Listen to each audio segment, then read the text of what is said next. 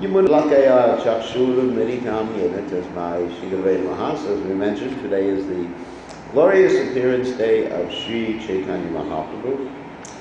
I'll read the translation of this verse, or these verses, written by Narottam Thakur. So I'm going to just take excerpts from Srila Prabhupada's translation and purport here, because we don't have a lot of time. So, Gauranga Balite Havipulaka Shavira means one has attained the perfection of chanting when as soon as he chants the name of Lord Gauranga, Prabhupada said, who initiated the Sankirtan movement, at once they're shivering. And then, Hari Hari Balite Nayane Bhavimir. While chanting Hare Krishna, there will be tears in the eyes.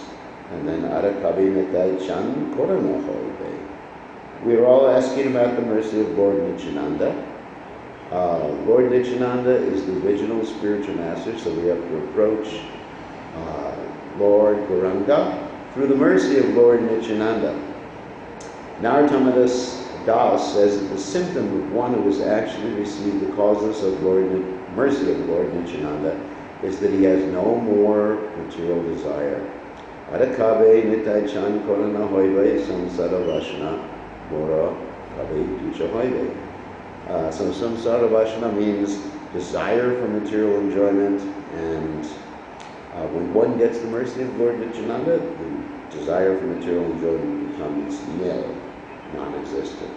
Then Rupa Raghunatha Pade Hoive Akuti. When shall I be very much eager to study the books left by the six Goswamis? And so as long as the mind is too much absorbed in materialistic thought, one cannot enter into the kingdom of Vrindavan. But Narottam Das says, Vishaya Charya Kavi Shuddha Have Mana Kavi Hama He Ravo Shivrindavana. When the mind is completely purified, being freed from material anxieties and desires, then I shall be able to understand Vrindavan and the conjugal love of Radha and Krishna. And then my spiritual life will be successful. So, this poem written by Narottam Das Thakur indicates the exoteric reason for Chaitanya Mahaprabhu's advent. As we mentioned yesterday, there's an exoteric reason and an esoteric reason. Exoteric means the apparent reason. Esoteric means something hidden that only very few understand. So first we'll talk about the exoteric reason. Of course, the exoteric reason is indicated by the Yuga Dharma. In every age, there is a particular Dharma.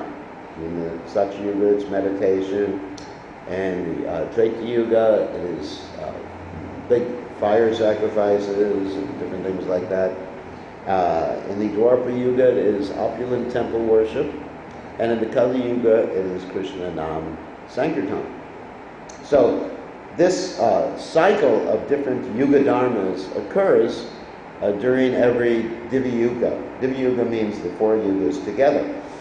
So, but we're in a very unusual Kali Yuga, because not in every Kali Yuga Chaitanya Mahaprabhu advents, nor in every Dwapara Yuga do you have Sri Krishna adventing. So only once in the day of Brahma does Krishna appear, and once in the day of Brahma does Chaitanya Mahaprabhu appear directly after Krishna. So it's very, very unusual. Of course, for Lord Brahma, every day he sees Krishna and Lord Chaitanya. So that's pretty good. If you were Lord Brahma, then you can look forward to that every day around the middle of the day. So, but there's something very unusual. Even though the Yuga Dharma in Kali Yuga is always Krishna Nam Sankirtan in every single Yuga, but in this particular Kali Yuga, we have Chaitanya Mahaprabhu, as I mentioned before, and the Krishna Nam Sankirtan can bring one to the highest platform of understanding the relationship of Krishna with the intimate devotees in Vrindavan, specifically the gopis. So this is very special. Why do we have this particular dispensation in this particular Kali Yuga? Because Krishna himself appears in his original form, and actually not only in his original form, in the mood of Srimati Radharani. In the previous Yuga, the Dwapara Yuga, you have Krishna giving us instructions from the Bhagavad Gita how to attain perfection. And Srila Prabhupada says in a very nice class that I listened to yesterday, that Krishna tells us that the way to achieve perfection is Sarvadharman Parityajya, Mamekam Sharanam Raja, Aham Tvam Sarvapapayogyo, Moksha Yashyami Masuchaha. Now, that's very difficult to understand how to execute that particular statement. It's very, very difficult. And of course, Krishna gives some other hints in the Bhagavad Gita too. Manmana Bhagavad Bhakto, Madhyaji Mam Namaskuru. So always fix your mind upon me, become my devotee. But how do you do that? How do you actually do that? There's someone's mobile phone, which I always leave off during the morning program. It's a good idea. So, I'm sure it's something important, like Lord Chaitanya calling you. Jeev Jago, Jeev Jago. So, how do you do these things?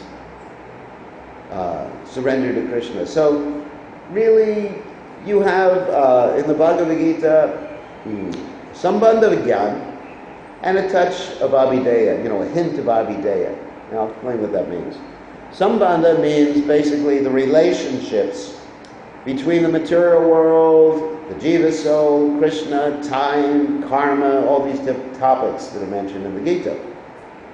Abhideya means the process of realizing one's position in relationship with Krishna, which we know is sadhana bhakti, bhava bhakti, and finally, excuse me, prema bhakti.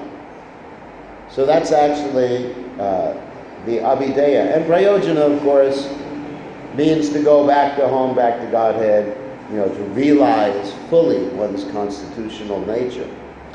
So, in order to teach the living entities how to execute Krishna's instructions in the Gita, then Krishna himself has to appear. And he teaches us by example. Just as Krishna says in the Gita, Yad yad achariti sheshtas tatat evetaro janaha. As a great person acts, then the common men follow. So Krishna comes, and not only does he come to be as God, because Lord Chaitanya is God, but he comes and acts like a devotee. So much so that even Chaitanya Mahaprabhu, of course he was called Nimai Pandit when he was young, even Chaitanya Mahaprabhu didn't manifest fully to everyone his position until he took initiation from Sri Ishwara Puri. Before Chaitanya Mahaprabhu took initiation from Sri Ishwara Puri, he was even harassing the devotees. He would go to the devotees, and with his logic, that's called nyaya, with his logic he would actually challenge the devotees, and the devotees would run away from Lord Chaitanya Mahaprabhu. They would go to the opposite side of the street just to avoid him. And they would pray to Krishna, let Nimai Pandit become a devotee, because if he becomes a devotee, he'll be a great preacher.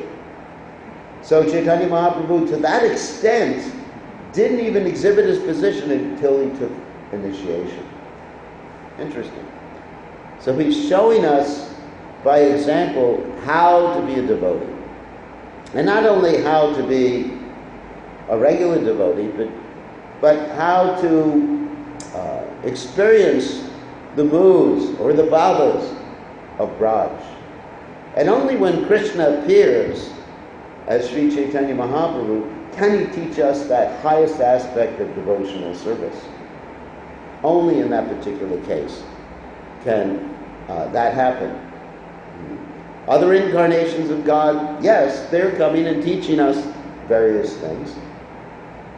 Of course, teaching us about the soul, about the spiritual world, and everything like that. But as far as the highest manifestation, that has to be Krishna in his original form. Because as we know, Krishna has various manifestations, but the original form of the Supreme Personality of Godhead is Krishna. Ete Janksa Kalapumsa, Krishna's tu Bhagavan Swayam. That every other incarnation is a portion, or a plenary portion, of the Supreme Personality of Godhead, Krishna. So Krishna comes as he is. And so that's the exoteric reason. And of course, to accomplish that exoteric reason, Krishna has his various devotees. Sango Pangashra Parshana. He has his various devotees appear with him like Advaita Acharya, because we know the Panchatattva. Shri Krishna Caitanya Prabhu Nityananda Shri Advaita Gadadha Shiva Siddhi Gaur Bhakta Vrinda. They're all his associates, as well as other associates like Murari Gupta and so many, Kavi Karnapur, so many associates appeared with the Lord, just like the Lord doesn't come down alone. So, in this way, Lord Chaitanya came with his intimate associates to carry on the Sankirtan movement, and Chaitanya Mahaprabhu's advent was prayed for by Advaita Acharya. And Advaita Acharya is actually God himself, and Advaita Acharya realized his inadequacy in being able to change the consciousness of the souls in Kali Yuga. So imagine that. Advaita Acharya is God. He's Sadashiva. He's Mahavishnu. And even he realized, I can't do anything about it. Kali Yuga is so bad. Kaler doshanadhe rajan asheko mahatmana. It is an ocean of quarrel. Manda samanda matyo, manda bhagyo padrata. Just like we see sometimes, even in our ISKCON movement, people quarrel for no reason whatsoever, isn't it? They find fault. Fault finding is the favorite sport in Kali Yuga, isn't it? Favorite sport. For no reason whatsoever. Just because someone has a different opinion from you, or just because someone else has some position, then they become your enemy. It's like that. Just like there's one country in Europe, which we won't mention, which Kargamuni mentioned last night. They form political parties, and sometimes the friends become enemies, and the enemies become friends, isn't it? Your previous enemy now becomes your good friend because you have a new enemy. And you see the whole world is like that too, not only ISKCON. But the whole world, there are so many terrorist activities. And anyway, I'm not going to get into the world today. So it's such a difficult time, the age of quarrel, the age of iron, that only Krishna in his original form can solve the whole thing. And therefore Advaita Acharya realized that, and he prayed to Krishna. He was offering water to the Ganges and Tulsi leaves, worshipping the Shalagram Shila, and crying out. He was crying out, Krishna, you have to appear. And for those exoteric reasons, apparent reasons, Krishna appeared as Sri Chaitanya Mahaprabhu. Now we'll talk about the esoteric reason. What time do we have till? Only 8? A little longer. Okay. We'll talk about the esoteric reason. Then I want to tell something very interesting about the esoteric reason. Because the esoteric reason for Krishna's advent involves something called greed. Now, normally in this material world, greed is not really something we like, right? What are the 3 gates leading to hell? Lust, anger, greed. So, but everything we have in this world has its original counterpart in the spiritual world. For example, there is lust in this world, and in the spiritual world we have the relationship of Krishna with the gopis. But the gopis are lusting after pleasing the senses of Krishna, Whereas in the material world, people are lusting after pleasing their own senses. It is actually love in the spiritual world which becomes contaminated and manifests as lust in this material world. And then even in the spiritual world, you have anger. Man, where Radharani, she's getting angry with Krishna. And sometimes she has her associates with sticks, ready to beat Krishna if Krishna comes near. So that's there in the spiritual world. So everything you have here is there in its original, pure, pristine form in the spiritual world. So greed is also there. Just like we hear from Srila Rupa Goswami that the price of pure devotional service is loyal. Loyal means greed. So one has to be very greedy to be Krishna conscious, greedy to please Krishna. So Krishna has some greed and desire too. Of course we understand that Krishna is aptakama, that whatever he desires is automatically fulfilled. But for the purpose of pastimes, he exhibits greed, or what appears to be a desire because he's missing something. He doesn't miss anything, but for pastime's sake. So there's a very interesting description given, and actually this was given by one of my godbrothers, Gaur Govinda Maharaj, that you have the pastimes of Lord Nrsingadev. And a very interesting description, that Lord Nrsingadev appeared, of course, from a pillar, right? So, who was Lord Nrsingadev's father? A pillar. So, Lord Nrsingadev is thinking, I want to have a real father. Someone I can relate to, loving exchange. Because you cannot relate loving exchange to a pillar, right? Dear Dad, I love you. Or my son, I love you. So, therefore, the Lord is not completely satisfied with that relationship with a pillar. Which is interesting. Also in regard to Lord Nrsingadev, I was listening to Prabhupada this morning, because I listen to Prabhupada every morning. Prabhupada was saying that Prahlad Maharaj, he was able to sit on the Lord's lap and have an intimate relationship. And Prabhupada said, we can have the same thing by chanting Hare Krishna. When we chant Hare Krishna, we can have that same or even more intimate relationship, because Namachintamani Krishna's Caitanya Rasa Vigraha Punashuddha Nirchimukto Binakvam Namanamino, that Krishna is the same as his holy name. So anyway, so Krishna has some greed. He's thinking, I want a father, of course. In Krishna Leela, Krishna has a very loving father, Nanda Maharaj, and loving mother, Mother Yashodamaya. So his greed is fulfilled, the point I'm making, which is an interesting metaphor. His greed is fulfilled when he takes or appears in Vrindavan. And actually, Krishna Chakravarti Thakur says that Krishna was born in Vrindavan, not in Mathura. And expansion of Krishna, that is, Vasudeva Krishna appeared in Mathura, and then when that Vasudeva Krishna was brought by Vasudeva to Vrindavan, that Vasudeva Krishna emerged into Rajendra Nandana. So Krishna's desire is fulfilled in that way.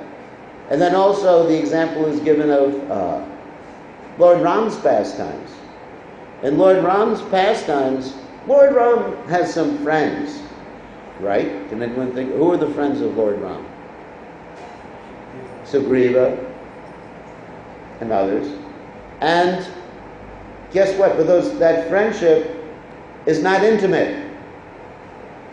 So Lord Ram is hankering after the intimate friendship. And that intimate friendship, where the friend becomes actually superior, is manifested when? In Krishna's pastimes, right? Fantastic. And then, in Lord Ram's pastimes, you also have this occurrence of Vipralamba Seva. where Sita Devi is sent away. But that's a rather forced circumstance. Whereas in Krishna's pastimes, Krishna goes away. And you don't have the full manifestation of Purva Rag and all these other aspects of the relationship. So Lord Ram is also hankering. You see, Krishna in his various forms wants to further or deepen these different rasas or relationships. So Lord Ram is actually hankering. Of course, Ram and Krishna, they're the same. I understand. I'm not a polytheist. Advaita Chuta Nadir Anattarupam Ajam Purana Purusham Navayoganam Cha. But it's for pastime's sake. So Lord Ram is hankering to actually have a complete manifestation of Vipralamba Seva, of the conjugal relationship. And of course in Ram's pastime is Ekapatni Vrata, one wife. That's it. So then you actually go to the Krishna Lila, where all these desires of the Lord, or as we mentioned before, the greed that the Lord has to experience more intimacy, all these things are fulfilled in Krishna's pastimes. However, there's several things that are not fulfilled in Krishna's pastimes, and we're going to read a little bit from the Chaitanya Charitamrita about this. We're reading from the Adi Lila, chapter 4, and this is manifestations of Krishna's greed. I'm not going to read the Bengali because we don't have a lot of time. So, Krishna is saying, Shri Radhika is the highest abode of that love. In other words, Ashraya. Srimati Radharani is Ashraya Tattva and Krishna is Vishaya Tattva. So Ashraya means the resting place or the abode of something, and so she's the resting place or the abode of love of Krishna. And Krishna is the Vishaya, the enjoyer of that particular love.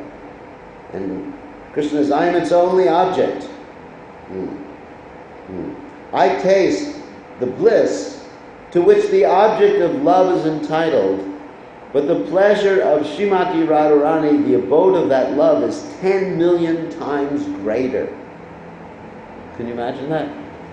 So we say that Krishna is the supreme enjoyer, right? But Srimati Radharani enjoys more than Krishna. What we can also learn from that is that, of course, we are not on that platform of the gopis of Vrindavan and Krishna's eternal residence. But by serving Krishna, one can enjoy more than Krishna.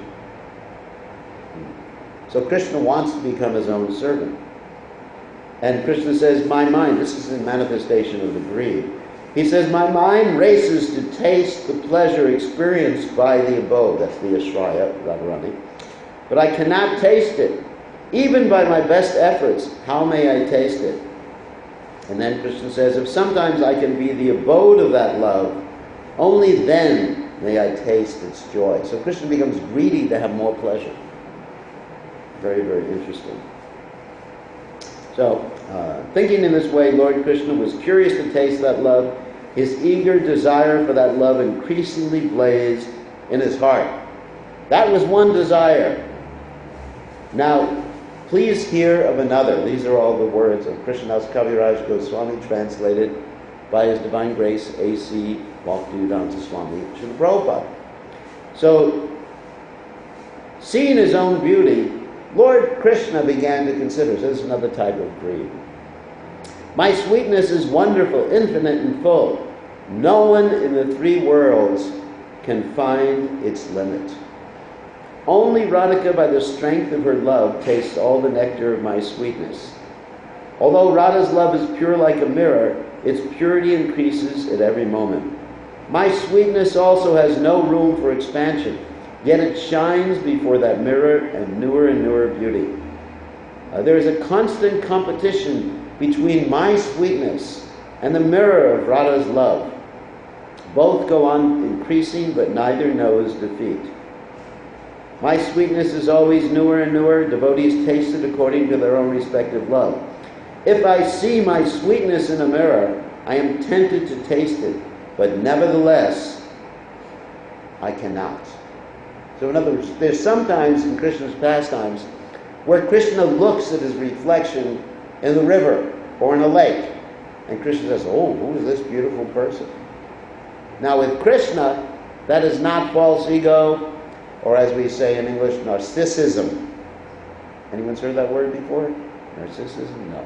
Anyway, I'm not going to tell you the derivation of it because it's a whole other story from Greek mythology. But so Krishna looks at himself. Actually, one of the reasons why in traditional ashrams they didn't have mirrors because the people would get attracted to their material bodies. Bhaktisiddhanta Saraswati Thakur never used a mirror. And devotees asked Prabhupada, was his tilak straight? And Prabhupada said, yes, because you learn how to do it without a mirror after some time. Because when people look at themselves in a mirror, it's a great attraction because we're part and parcel of Krishna, so we have that same tendency to be attracted by ourselves. But with Krishna, it's not false ego. Krishna says, I cannot taste that sweetness just by seeing my reflection. I find that if I deliberate on a way to taste it, I find that I hanker for the position of Radhika. So there's greed again. So that whole point, we're mentioning about greed. Lord Chaitanya's manifestation is out of greed. That's the internal esoteric reason. And so, he says, who manifests an abundance of sweetness greater than mine, which has never been experienced before, and which causes wonder to all. Alas, I myself, my mind bewildered upon seeing this beauty, impetuously desire to enjoy it, like Srimati Radharani. So I'm skipping a few things here. Because there are actually many descriptions about Krishna's attraction by the gopis and the Chaitanya. We advise the devotees to read the Chaitanya Charitamrita. So then we'll go on to the third reason for Lord Chaitanya's esoteric advent, beginning with text 160 in the same chapter. This conclusion of rasa is extremely deep. Anyone else who claims to know it must have heard it from Sarup Damodar Goswami, for he was the most intimate companion of Lord Chaitanya Mahaprabhu. Let's skip ahead a little bit.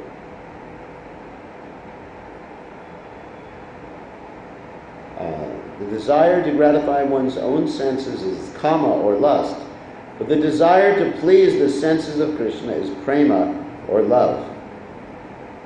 Let me just skip.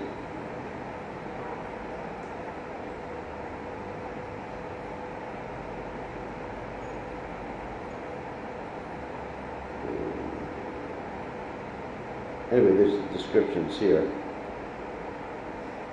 about the gopis' love. So maybe we won't have time to read that.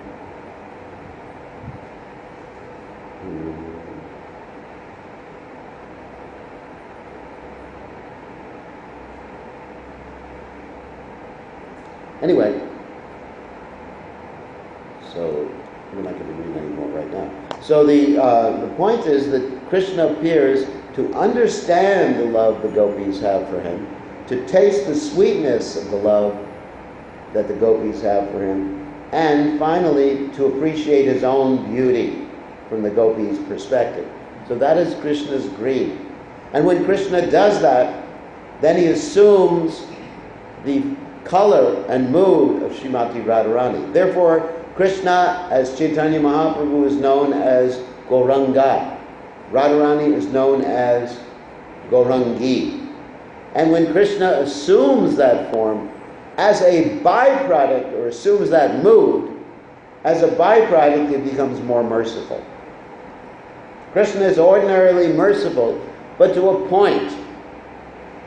But Srimati Radharani, the feminine counterpart of Krishna, is more merciful than Krishna is. Like we say, the devotees are more merciful than Krishna, So therefore, when Krishna assumes the mood of the devotee, he becomes more merciful. And that's why Lord Chaitanya's Namo Mahavadnyaya, Krishna Prema Padayate Krishnaya Krishna Chaitanya Namne Koratase Namaha.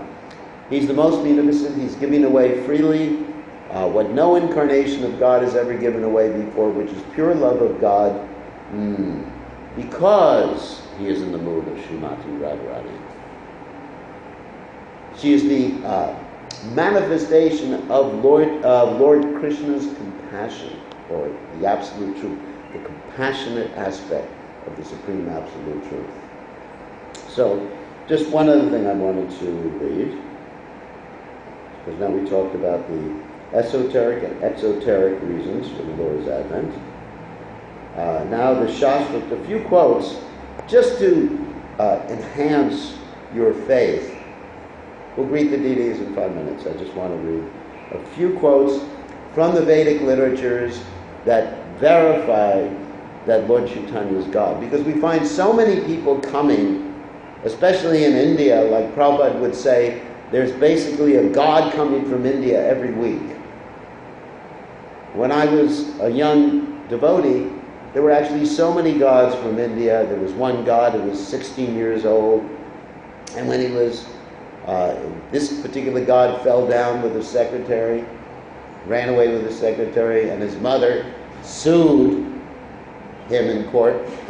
She said, that son is no longer God, my other son is God. So there was so much craziness. So in order to ascertain whether someone is actually God, he has to be predicted in the Vedic literatures. So in the oldest of the Vedic literatures, you have the 4 Vedas, of course, Rig, Sama, Atharva, Yajurveda.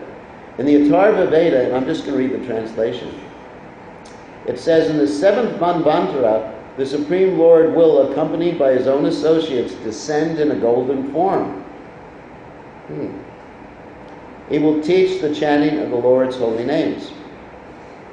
And then also in the Atharva Veda, these are the original Vedas accepted by every Vedic scholar, these 4 original Vedas. This is amazing.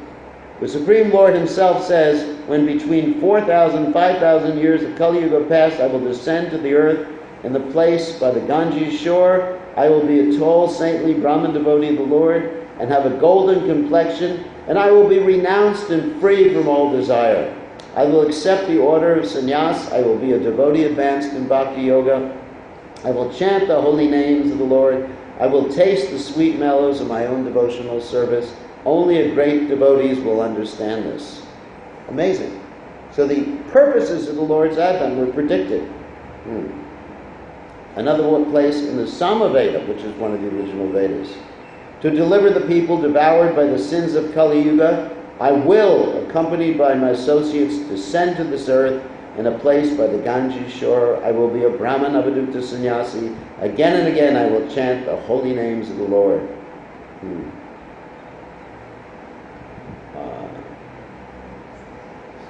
There's so many quotes I have here. Of course, in the Bhagavatam we have this famous quote, Krishna Varnam Tvisa Krishnam Sango Pangashna Parishadam Yadyahi Sankirtanar Parayari Vijanti Sumedasa, that those who have intelligence in this age of Kali will worship the Lord, who appears with his associates, weapons, confidential companions, to have the Sankirtan movement. So in the Adi Purana, it also states that I will assume the form of a Brahman, sannyasi, and deliver the whole world. In the Karma Purana, in the Garuda Purana, there's a quote. I mean, so many of the Puranas. And in finally, the final quote I wanted to read was in the Garuda Purana, where it says, in my complete original spiritual form, perfect and complete, I will become the son of Sachi Devi. So even Lord Chaitanya's mother is predicted here. In Navadvip Mayapur at the beginning of Kali Yuga. Final quote. And this is from the Garuda Purana. In the first Sanja of Kali Yuga, the Lord will assume a golden form. First he will be the husband of Lakshmi. Then he will be a sannyasi who stays near Jagannath Puri and executes devotional service. So There are all these quotes that verify the Lord Chaitanya is God, so we should be able to quote these or cite these quotes when we're challenged by anybody. So if anyone's interested, I can send them the compilation of the quotes I put together about Lord Chaitanya Mahaprabhu. So you can basically, of course we're not talking about defeating anyone, but convincing people about Lord Chaitanya. Because without worshiping Lord Chaitanya in Kali Yuga, no one can actually make any advancement. And you have to worship Lord Chaitanya with Lord Nityananda. If you neglect one and worship the other one, is described like half a hen logic by Krishnadas Kaviraj Goswami. Which means it's like that story of someone trying to get the chicken's eggs by cutting the chicken in half. It doesn't work. You're an offender. Actually, Krishnadas Kaviraj Goswami states that it's better to be a complete atheist than worship one and not the other. So we see them both, Lord Chaitanya and Lord Nityananda. Srila Prabhupada instructed us to install Chaitanya, Nitai, deities of Lord Chaitanya and Lord Nityananda, Nitai Gaura Sundar, everywhere around the world to get their mercy, because Lord Nityananda is the original spiritual master. Without the mercy of Lord Nityananda, who is Balaram, no one can make spiritual advancement. So our method, we have a whole methodology of becoming Krishna conscious, and I'll end with this. First thing is, we approach Lord Nityananda through the spiritual master, Ado Guru Para Ashraya. Then, after we've approached Lord Nityananda, we can approach Lord Chaitanya Mahaprabhu to come to the ecstatic platform. But to understand fully the conjugal love of Radha and Krishna, it is required to approach the 6 Goswamis of Vrindavan. And all this has to be done seriously executing the sadhana process, serving Srila Prabhupada's institution, the International Society for Krishna Consciousness, serving the Vaishnavas in Prabhupada's institution, and tolerating whatever difficulties are there, tatenu kampam, suchamikshmana, bunjanivatma kritam vipakam, ridbag papurvir, vidadam namaste, jiveta yo mukti pade sadaya bhak. And going on serving Krishna with one's body, mind, and words, and then perfection is assured. And we will join Lord Chaitanya, Lord Nityananda, and Panchatattva in the spiritual world. So I think we should end now. Time to greet the deities. Okay, should we take questions or just end? What do you think? Any questions or comments? So we described the Supreme Personality of Godhead's greed to experience the intimate love of His devotees and the intimate relationships with His devotees. Very interesting. Yeah. We can participate in this pastimes of Lord Chaitanya by helping him fulfilling these external reasons for his appearance. Yeah. What is our relationship with these internal things? That is something that has nothing to do with us, or? That's a very interesting question. To experience or to have a relationship or to have realization of the internal things, one must serve Lord Chaitanya in the external manifestation of preaching Krishna consciousness. Like our method, the question you raised is interesting because there are many devotees who advocate a different process of devotional service other than Sankirtan. They advocate the process of what's called Siddha Pranali. In other words, to understand, they say to understand the intimate manifestations of Chaitanya Mahaprabhu, one has to just sit down, get informed about his eternal relationship and all the aspects of his eternal relationship, and develop that internally. That's called Siddha Pranali, which one gets a Kadasha Bhava. In other words, there's 11 aspects of one's relationship. That is not the teaching of Srila Bhakti Siddhanta Saraswati Thakur nor of His Divine Grace A.C. Bhaktivedanta Swami Srila Prabhupada. Srila Prabhupada stated, one has to deserve, then desire. It's a very interesting statement Prabhupada made. In other words, yes, ultimately we are entitled to the internal thing, but you have to earn it.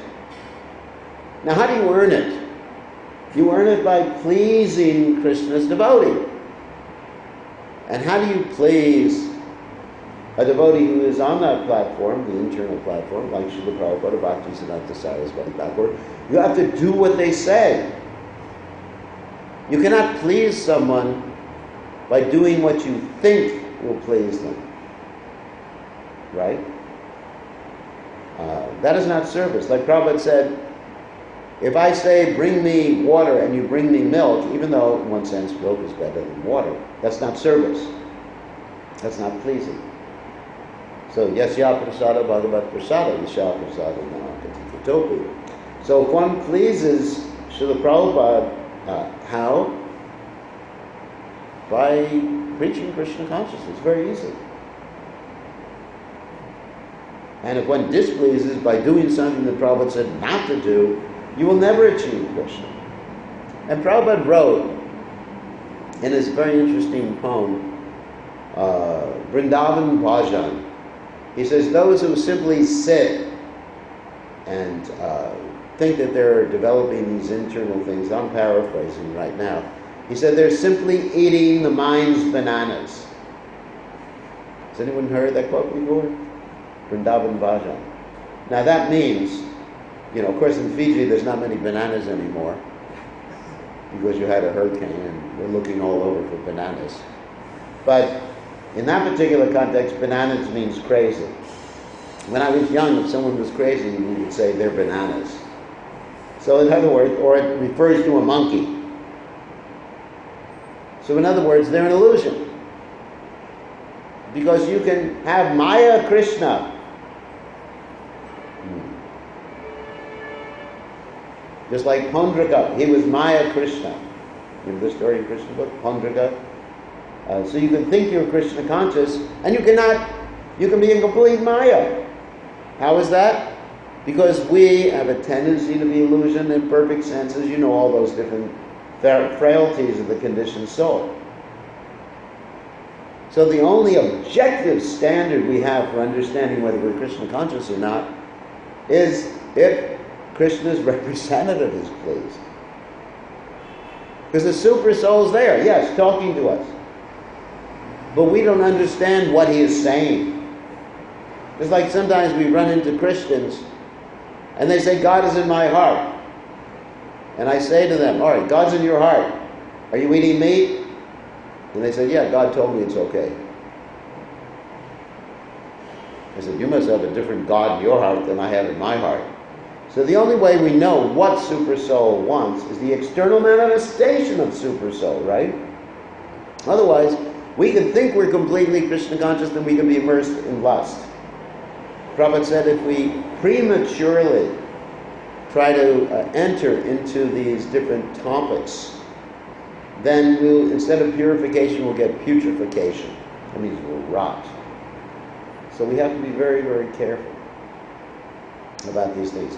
And so Prabhupada indicated in his poem Vrindavan Bhajan, that when one preaches, then the internal life automatically manifests. He says this, what he called Nirjana Bhajan, actually, in this poem, will automatically manifest if one carries out the order of Chaitanya Mahaprabhu and Lord Nityananda. What is their order? Yarida Katari Kara Krishna Upadesh. That's their order. When did Lord Chaitanya ever say in the Chaitanya Charitamrita, my order is to sit down and try to just figure out whether you're a gopi?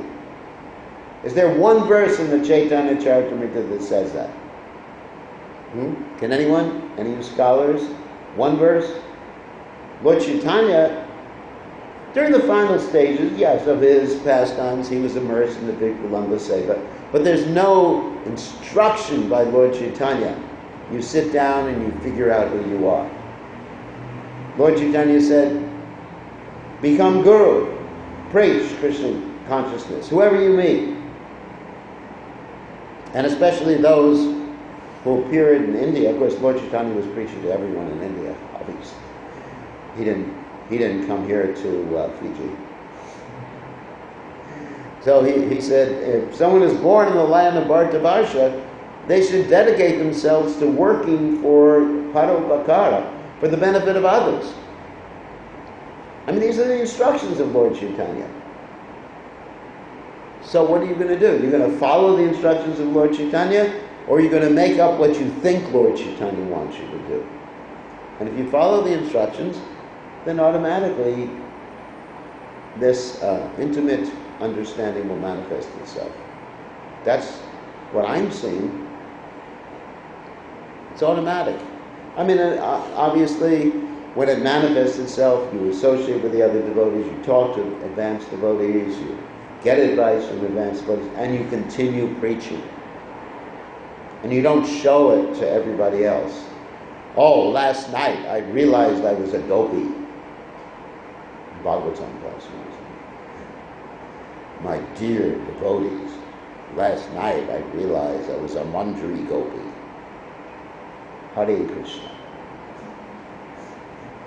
A pure devotee does not manifest externally his symptoms of ecstasy. I mean, sometimes it happens by accident, like in Prabhupada, once or twice, but Prabhupada did not generally manifest that. These are intimate things. Okay, on that happy note, let's greet the deities. All glories to His divine